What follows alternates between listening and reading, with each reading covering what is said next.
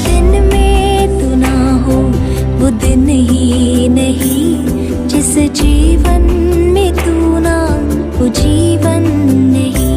यूहन्ना रचित सुसमाचार 8:44। तुम अपने पिता शैतान से हो और अपने पिता की लालसाओं को पूरा करना चाहते हो।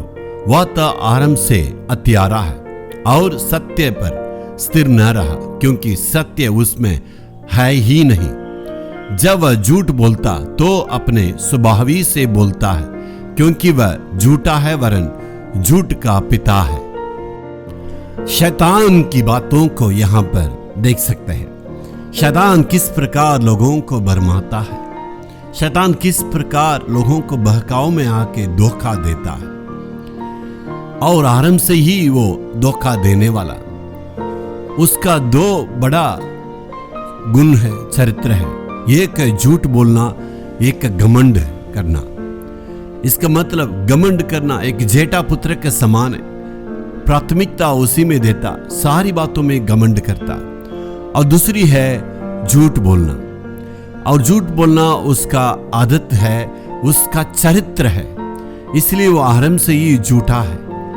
उत्पत्ति का 3 अध्याय का 1 वचन में आप देख सकते हैं। और वह से आके क्या कहा, क्या परमेश्वर ने इस फल को खाने के लिए कहा है? तो उसका मतलब परमेश्वर की बातों को झूठा साबित करने के लिए वो कहता, तुम उसको खाने के वक्त में कभी भी नहीं मरोगे, तुम ईश्वर का समान बन जाओगे। उसी बहकाव में आके वो पाप में गिरे हैं। तो शैतान चाहता है परमेश्वर की बातों को झूठा साबित करे। वो आरंभ से ही झूठा है, इसलिए सारे विभाग में झूठ आ गया। चिकित्सा विभाग में देखिए झूठ है, सारी बातों में लोगों के बीच में झूठ है, और परिवार में एक दूसरे के आपस में झूठ बोलते हैं। माता पिता और बच्चे और सारे लोग इस प्रकार काम करने के जगह पर झूठ बोलते हैं। जब शादी की रिश्ता ले जाते हैं वहां इतना झूठ बोलते हैं, यकीन दिलाते हैं, लेकिन बाकी में सबूत झूठ सबूत हो जाता। इस प्रकार शैतान आरंभ से ही झूठ कहकर आया है।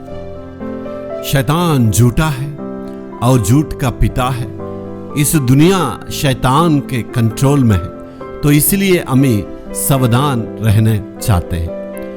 ये बातें देखिए आजकल कलीसिया के अंदर इस प्रकार की झूठ की बातें आ गई है। इस प्रकार शैतान कलीसिया के विश्वासियों को बहकाव में लाना चाहता, ताकि वो कहता नरक नहीं है और ये मृत्यु नहीं है और मनमानी जीवन बिता सकते हैं, कुछ भी करो कोई बात नहीं, नरक कभी भी नहीं जाओगे, तुम्हारे लिए स्वर्ग खुला। इस प्रकार शैतान बार बार लोगों के अंदर एक बहकाव को लाके एक भरमाव में रखना चाहता, अंधकार में रखना चाहता। मेरे प्यारों, शैतान की बहकाव में हमें नहीं आना चाहिए, प्रभु का वचन पर हमें ध्यान देना चाहिए। Hallelujah, hallelujah.